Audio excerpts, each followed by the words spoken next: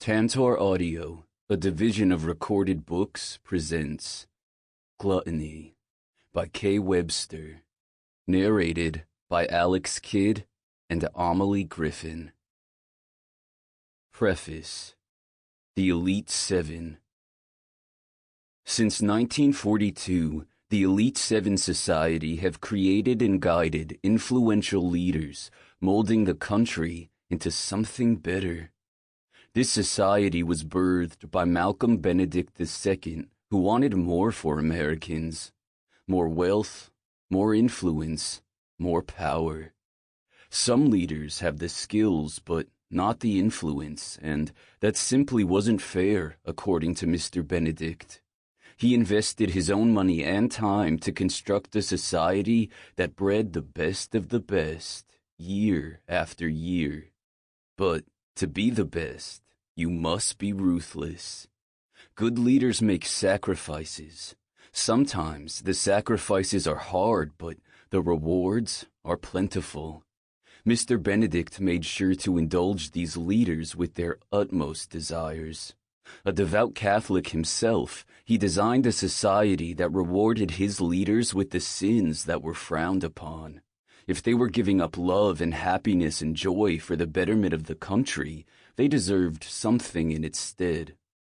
Pride, envy, wrath, sloth, greed, gluttony, and lust. Choosing leaders for this society means that it takes intense focus. Only 7 are to be selected, and the investments and time are showered upon the new 7 chosen every 4 years. The predecessors of each group of 7 choose people who fit the sin that will mold them into who they are needed to be in the future, what America needs them to be. This is after a detailed study of many potential candidates. The university's acting dean behaves as a liaison for the society, bringing the college applicants to the predecessors so that the selection may begin. The society members who are going out will bring forth a candidate that the society votes on and approves. After they are chosen, the initiates are given a token and an invitation to initiation. The initiation will be a test to their character and ability to do what's right for the betterment of the society. Once the initiates pass their test, they are discreetly branded with the mark of the society and are groomed through challenges during the course of their elite education to breed them into the influential people they were meant to be. Once in the Elite Seven, there is no getting out. The money and power are their reward. Should they choose to stray or break the rules, the society strips them of everything. Anything they once had will be removed. Opportunities will never arise. They will no longer have the support of the society.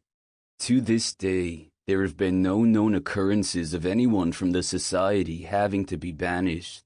This elite group of people are what every young man and woman aspire to be a part of. While the group is a secret society, they are whispered about amongst the privileged folks in the country. Anyone who is anyone knows of the group and secretly hopes it's their son or daughter who are selected. For good fortune is showered on the family for decades to come. Prologue.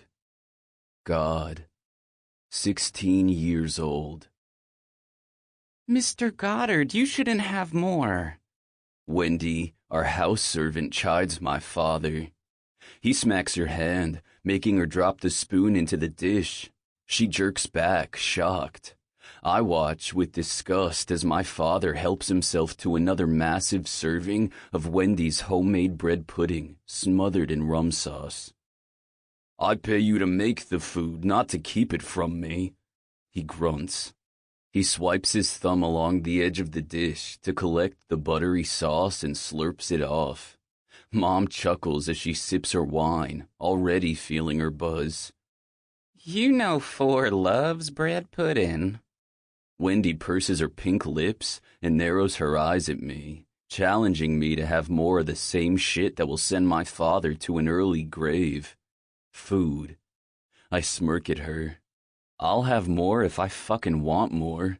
And to prove I can eat what I want and not look like my dad, I help myself to another helping of her homemade cooking. She shakes her head at me in disappointment before exiting the room. How's Rhett, darling? Mom asks absently, her southern drawl thicker the drunker she gets. Her brown eyes are glassed over and her hair is disheveled. She's lost some weight recently and spends a lot of time in the French Quarter with girlfriends. Something tells me there's more than what meets the eye going on with her. Fine, I grumble as I wolf down another plate of Wendy's spicy crawfish jambalaya. Dad's chair squeaks as he sits back in it. He's massive, and I'm not sure when it happened. One day, he was a normal man, then I blinked to find Jabba the Hutt from Star Wars sitting across from me. My stomach roils as I watch him lick his fingers. A sauce stain dots the front of his dress shirt, and I cringe. How is this slob the third richest man in the entire world? Doesn't Four have people to hold napkins under his four chins to keep from staining his crisp, white, Battistone dress shirt? Some jobs are even too low for the poorest of the poor. I sure as fuck wouldn't want that job. Baxter, Dad grumbles before slurping down his wine. The red stain on his upper lip remains as he continues. You're going to be an adult soon. Answers like fine won't cut it in the real world. If you have any hope of taking over Goddard Oil and Gas, you need to get your head out of your pretty boy ass. Oh, 4. Mom chides. He's just 15. Cut him some slack. I don't remind her drunk ass I'm 16. I'll work on it, I lie, as I push around the spicy rice on my plate to resemble a hand holding up the middle finger. In reality, I'm counting down until I can get the hell out of this dinner and back to my room. You better, Dad huffs. I wouldn't want to have to give all this. He waves a meaty hand in the air. To Wendy. Mom cackles at that. Wouldn't that be a hoot? Dad grumbles and I bite my tongue. Dad isn't giving shit to anyone but me. It's the Goddard way. Each generation since Baxter Goddard, the first of many assholes, the wealth has grown, much like Dad has, and been passed down to the eldest son of each family. My mother refused to have any other children after she gave my father what he wanted, a male heir.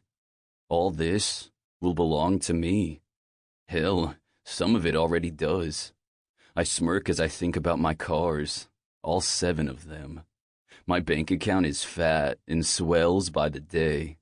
Dad injects money as he sees fit, which is always. He likes it when I lord my money over my friends the same way he does over his colleagues. It's the Goddard way. My phone buzzes in my pocket and I take a peek at it. Rhett. I need pussy. You down to hit the clubs? We may only be 16, but money buys me anything, even access into any club I want. When Rhett and I go out, they treat us like gods. I am God, and Rhett's my naughty angel sidekick. Me. I need to get ready. Huayra and I will pick you up. He sends me a bunch of lame-ass hard-eyed emojis.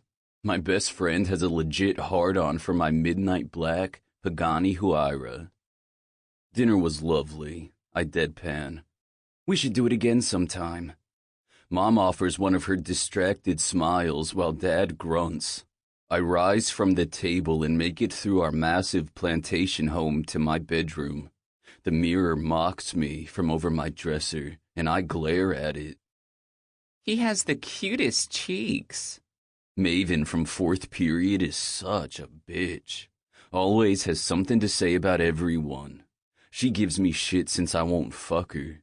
It's like she knows just where to stab. Right in the gut. I yank off my dress shirt and toss it away. In the mirror, I inspect my body. The muscles are slowly forming, but I'm not as lean and cut as Rhett. It fucking pisses me off. My stomach sours and I stalk into the bathroom. On a quick, bended knee, I force a finger down my throat and rid my dinner from my system. It's spicier on the way up. Fucking gross. After I brush my teeth, I throw on some shorts and head down to my gym. I spend the next half hour running on the treadmill as fast as I can, then beating the punching bag until the bones in my hands ache. Once I'm lightheaded and feeling badass, I shower. My closet is filled with Mom's newest prizes bought back from Fashion Week in Paris, but tonight, I choose comfort over style. I grab some dark blue jeans and a black t-shirt before sliding on my Alexander McQueen leather-studded combat boots. Mom will have a coronary when she sees me. Before I head out, I down a couple Xenical tablets my doctor prescribed, chase them with some caffeine pills, and head out the door. I've barely made it to the front door when my veins start buzzing to life. A huffing and coughing from my dad's study earns my attention. I catch a peek of him, red-faced and struggling to breathe as he tugs at his tie. Staring, unblinking, I wait for him to die. Seconds go by. Tick, tick, tick. And slowly, he recovers. Pity. With a happy grin on his face, he picks up his bowl of ice cream, covered in caramel sauce, and leans back in his office chair. He rips one off, his fart echoing through the office, and laughs. I will never be like that gluttonous pig. Fucking never. 1. God. Present. 2 years later. I'm fucking bored. These college parties get lamer and lamer. St. Augustine University in New Orleans, Louisiana is just like every other school, filled with losers trying to prove themselves. I, on the other hand, have nothing to prove, hence the fucking boredom. I scan the room, looking for my best friend to tell him I'm about to bail, but linger at 2 girls making out. Nowadays, you can't get in the middle of that shit. In the 90s, according to all the movies I've ever seen, chicks would make out to get guys turned on. Now, they're just lesbians, and if you intervene, you might get a beer thrown in your face. I learned that lesson not once, not twice, but 3 times. Note to self, do not try to interrupt lesbians kissing. They're super fucking territorial over each other. Someone grabs my ass, and I drag my lazy gaze to Maven Hilton, who grins wickedly at me. She's changed since high school. The blonde-haired, blue-eyed viper got someone to buy her those bouncy tits. Tits I still refuse to touch or put my mouth on. I'm still carrying one hell of a grudge from 2 years ago. Looking good, God. She drawls out, turning on her southern charm. That shit doesn't work for me. I know, I deadpan. She giggles and steps closer, her giant tits rubbing against the front of my shirt. Confident. She purrs. I like it. Have you seen Rhett? I grunt out, once again searching the crowded frat house for my best friend. Yeah, she mutters. He went this way. I let her grab my hand and guide me through the too crowded house. She takes me to one of the bedrooms and tugs me inside. Some dude is passed out on the bed, lying in his own barf with his dick hanging out. My lip curls up in disgust. Not him, I bite out. Ignore him, she whispers, her lips pressing to the side of my neck. Focus on me. I start to push away, but she latches onto me. Pass. She pouts, reaching into her cleavage. I could make it fun for you. My brow lifts and she shakes the small bag of white powder. Coke? I'll let you snort it off my new tits, she suggests, her lips curling up into a sinful smile. How about you get on your knees? Then I'll let you party with me. I reach forward and toy with a blonde lock of her hair. Worship God. How very fitting, she says as she pushes me into the bathroom, not bothering to close the door. I sit down on the closed lid of the toilet and unzip my pants. Her eyes are filled with lust as she sashays over to me. The pink, tight-as-fuck dress she wears leaves little to the imagination. When she's standing in front of me, she peels it down her body, her big tits bouncing out and available to me. They're nice, but I've seen nicer. She straddles my lap, and I let out a groan of annoyance. My dick, your mouth, I bite out. She laughs. First this. I watch with interest as she carefully pours a line of white powder over the top of one of her fake tits. Here, God, let's have a little fun. I've never snorted coke off a pair of fake tits before, but I'll try anything once. Even Maven fucking Hilton. I snort this substance, ignoring the burn in my nose and down the back of my throat. An instant headache forms. Fury rises up inside me as I wonder if she's fucking with me, but then a rush, cold and furious, surges through me. Right? She says, her smile wide and contagious. Her mouth descends on mine, but I bypass her lips to attack her throat. I nip at her salty flesh, and she lets out a moan of pleasure. The little whore rubs on my cock in a needy way. She'll be getting my dick, but not on her used-up pussy. I bite her neck, loving the cry of pain that rips from her. That was for saying I have chubby cheeks, bitch. It feels like a lifetime ago when I was struggling with my weight. Back then, I didn't know how to manage it all.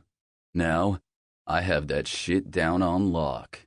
I eat, drink, and partake in whatever I want, then deal with it the next day. I'm cut as fuck, and bitches like Maven fucking Hilton all beg to worship God's cock. I grip her narrow waist and drop her to the floor. Her blue eyes flash with ferocity until I pull out my long, thick cock. It's hard and waiting to be sucked. She finds her bearings and makes her way closer, on her knees. Take me home with you after this, she says, her tongue darting out to lick my tip. You won't regret it. I'll fuck you like no other woman has, God. I grab a fistful of her blonde hair and force her mouth over my cock until she gags. Her saliva runs down the underside of my shaft, soaking my jeans. She digs her fingernails into my thighs to no avail. When I start to lose my heart-on, either from her or from the coke, I take to skull-fucking her not-so-pretty face, loving the unladylike sounds of distress coming from her. It keeps me hard enough to do my fucking job. She gags and slobbers and whines. When I start to come, I hold her tightly and make sure she has no choice but to swallow every drop. The moment my dick stops throbbing out my release, I let go and laugh at her. She stumbles back and glowers at me. Asshole. Goodbye, slut. Her blue eyes flicker with panic. I'm fucking with you, she whines. Come on, let's get out of here. I shake my head. You're not really my type. What's your type? I could be whatever you want me to be. I prefer my women petite, I lie. Not really, but I like to poke her like she poked me. Then I give her a wolfish grin. But your chubby cheeks are cute. I'm sure some nice boy would love to take you home. I stand and put my wet cock back in my jeans before snagging up the baggie of coke. And I'm not a nice boy. I leave Maven calling me every name in the book. All I can do is laugh. As I stroll through the party swimming with preppy wannabe motherfuckers, I decide to just ditch my best friend without a goodbye. If he's getting some ass, I'm not about to get in the middle of that shit. I love the guy, but even I can't stomach his Romeo shit. Chicks eat it up like it's their own personal crack. Once outside, I exhale in relief. Normally, the New Orleans muggy heat suffocates me. Tonight, it's cool, and I smell the promise of rain. Since Rhett, or fucking Lust now, which is oddly fitting, has been initiated into this bullshit elite, he's been a little distracted. I promised I'd play the games with him, but it's not my scene. More like my dad's scene. Fucking cringe. Again, I love my bastard best friend. Sometimes a little too much. As soon as I hop into the most badass car in this damn city, I can't help but think back to our elite initiation night. Rhett climbs into my blood-red Ferrari Pininfarina Sergio and inhales the air, grinning. I smirk at him and lift a brow. Should I give you two a moment? She's hot, he says with a laugh. Hottest bitch I've ever been inside. He pulls down the scissor door and closes it as I peel out. I test my hot bitch out on the highway, getting it up to 147 miles per hour in 3 seconds. The rush is better than any snort of cocaine I've ever had. Rhett hollers out in excitement, but I don't miss the way his knuckles turn white as he holds onto the dash. Sergio is a he, not a she, I say to make him squirm.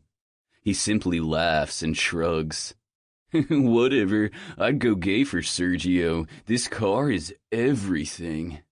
Only 5 of these were ever made. Dad owns 2 and I have 1. Rhett shakes his head. Lucky fuckers. Luck is for dumbasses. It's called money, man. You should try it sometime. He pulls his hand from the dash long enough to flip me off. I have to slow down as the traffic starts to thicken. This car can get up to 198 on a real track, but on highways, I can't get him up much more than 150 if I want to stay alive long enough to tell the tale. What are we walking into? I ask, shooting him a questioning look. He shrugs. I don't know, but it's a big fucking deal to be invited. They only allow 7. Rumor has it we all get a sin. A sin? I snort in a derisive way. Is this some church bullshit? Dad wouldn't ever go for that. It can't be. Just what I heard. I bet I'm lust. He smirks at me in that same way that has women all but throwing themselves at him. I'm a fucking guy and his best friend. Dumbass. Those smoldering stares don't work on me. I bet I'm greed, I tell him, grinning wickedly. I want it all. He nods but looks away. It unnerves me. Like he doesn't believe that's my sin. What other sin would I be? Certainly not fucking envy. Must be pride. That's the only other one that makes sense. You know, Rhett says, no matter how stupid this may end up being, we need it. I need it. You have all this money, God, and that's fucking awesome, but I need to make my own place, without my dad meddling in my shit. Whatever initiation we have to do, I'm in, no matter how lame it may be. What if it's not lame? I ask, my voice a low rumble. What if it's dark and fucked up? What if you have to break the law? I'm still in. If your dad is in this society, it's gotta be something important. You may not need this, but I do. Then I'm in, I say simply. I don't care about all this bullshit, but if this is what you want to do, then it's what we'll do, no matter the task. You swear? He asks. Even if it's fucked up and pisses the other off? I snort. You piss me off all the time. Nothing new there, Rhett. His grin is wicked. Promise on my baby boy? I promise on Sergio number 5 here that I'll do the task asked of me so my best friend can be a part of the big boys club. Asshole, he grunts. And what does that make you if you chose me to be your best friend? Fucking stupid. We both laugh, then ride in comfortable silence as I follow the GPS to our destination. Eventually, we pull up to an old abandoned convent. Are you sure this is where they lead? He asks, snatching up the card with the directions on it. Makes sense to me. It's creepy and has a secret society vibe for sure, I grunt out. And it also has the church vibe going on. Maybe we are given sins. I climb out of my car and walk over to the gates. They don't budge when I try to move them. The driveway gates are locked, but the walkway gate is ajar. You scared? A flitter of unease dances down my spine. I may not be scared, but I don't fucking like this. It's too creepy and weird. I bet it's all a joke to make us look like needy assholes, and if Dad is a part of it, I wouldn't put it past him. I blink away my daze and realize I've driven halfway home without really remembering. A cold chill shivers down my spine. I'm about to whip into McDonald's to grab one of their shitty coffees. My dad would have an aneurysm if he knew I slummed it at Mickey D's from time to time. When I get the creepy sensation I'm being watched. Or followed. The cops are always on my ass, but that's nothing new. Sometimes I outrun the cops just to watch my dad get his fat ass out of his Escalade and give whichever traffic cop thought they could play chicken with a Goddard a verbal ass whipping. Money talks. The Goddard name screams, and every single person in this town listens. Instead of turning into McDonald's, I whip around a dark alley between two buildings. A pair of headlights follow me, slowing as I put my car in park. It's times like these I wish I had a gun.